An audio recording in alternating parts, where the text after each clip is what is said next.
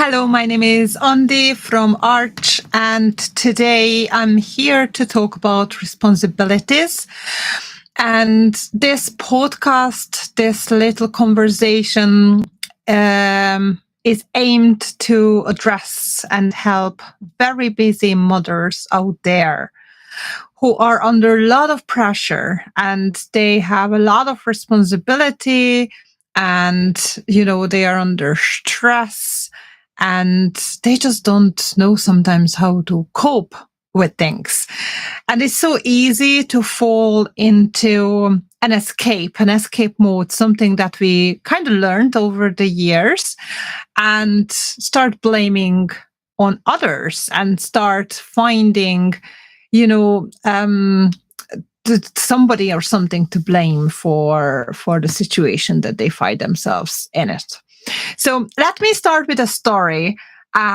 Just after I graduated from high school, I went to my parents because that's what I did for over like 18 years. I always went to my parents and I always asked them, or actually I didn't ask them. They told me they were parenting me. They were controlling me. They were telling me, obviously, like from the very beginning, like where to go to study, who to meet, what time to come home at, and so on. So obviously they were guiding me, parenting me, supporting me. But at the same time, as a teenager, I thought they were like, strictly controlling me. And it was a very like normal approach for me and conversation. I went them and asked them, okay, what's next? Because the situation was after I graduated from high school, I was accepted in a university to continue my studies.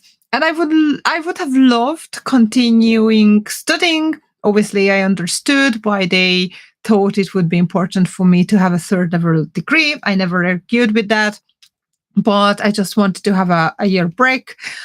And long story got short, there was an opportunity for me and a decision to make, to choose between two scenarios. And I went them and asked them which one I should do, keep on studying as a full-time student or go part-time and start working, etc., etc. And they were looking at me and said, that's your decision now to make. And I was like, how do you mean? Like, you had been making my decisions or kind of, the past 18 years. Like, how do you mean this is now my decision to make? And they were like, that's your life. You've done what we had asked you to do. You graduated from high school. You're admitted now to your college. Now it's up to you. It's your life. It's your future. It's your decision. Whatever you decide, we support you with that, but you will need to decide. And I went there, like I got so scared during the conversation. I was like, how do you mean? And who am I going to blame for a decision that would end up not to my liking? And they were like, that's going to be you, yourself. And that's it. And I was like, no, I loved blaming you. I was telling them during my teenager years, that it was you who stopped me and you who, didn't allow me to happen this and that to me. And now it's over. You're telling me I can't blame you anymore for my life. And they were like, that's exactly what we are telling you. So I felt I kind of grew up in that conversation, in that 10, 15 minutes conversation. I grew up. I had become an adult, from a child to an adult. And that's something that I carried on for years after that learning that no matter what I did, no matter what decision or what situation I was in, it was up to me to decide. It was up to me to navigate my thought, my actions, and my reactions to certain situations, because what happened, it was not, my decision necessarily, but how I reacted, thought about it, or what I did next was completely up to me. And there was nobody else for me to blame. And that's exactly what I'm trying to encourage others to do as well, to take ownership of your life, of your decisions or lack of decisions. Just acknowledge that, yes, it might have not been you who caused the situation, but what was your role in that situation? Why did that situation happen in that particular way? It might have happened anyway. So you need to step back a little bit and see, how did you contribute into that situation, event, into that, flow, and own that. Say, this is what I did, or this is what I didn't do, and that's the consequences I'm facing today. Because let's be honest, no matter where you are in your life, you might be having a wonderful life, a perfect life, or you might be struggling some level, financial or relationships or health, somewhere where you would love to have more support or more guidance or more help.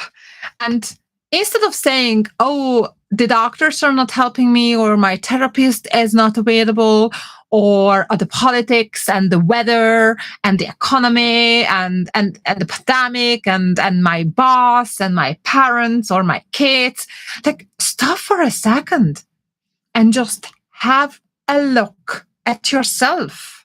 Just go inside and think, what did I do in order to find myself in this situation?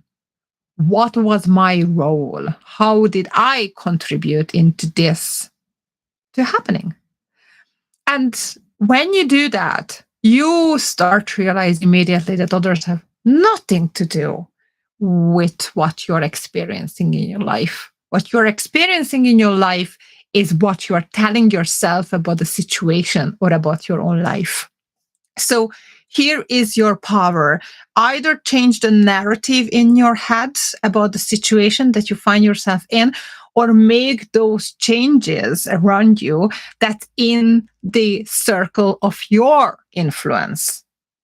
And if you missed something to do in the past, learn from it and see how you can benefit from that learning going forward, and build on it. And you can use it going forward in your family life or business life or on your own personal developmental journey.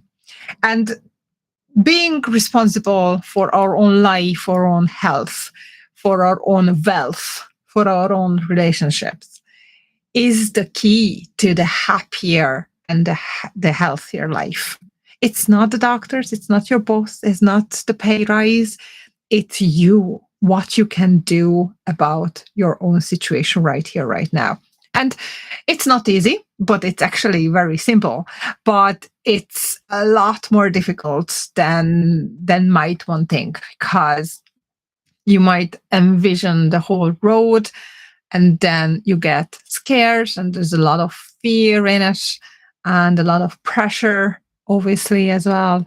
And you get just scared, and then you will decide not to do anything about that at the end of the day. And then you will be surprised that the same situation will repeat itself.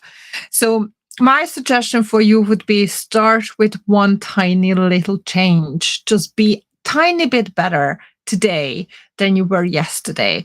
Just start doing tiny changes to your life and implement small changes that you might not see immediate results. And that's fine. Just know that over time, it will have a different effect to your health, your wealth, your relationships, and your thinking and your overall life.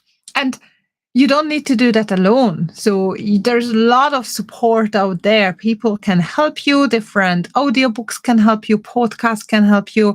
You can get support from friends and family, but sometimes getting support from an outsider, who is a professional, but at the same time can be more objective and more like as a mentor based on their own experience and knowledge, professional knowledge, would be able to put you back to the track or give you the inspiration and motivation that you might not get from your immediate relatives, no matter how much they love you or how much you love them. Sometimes they are having their own personal drama, their own personal issues to work through or to focus.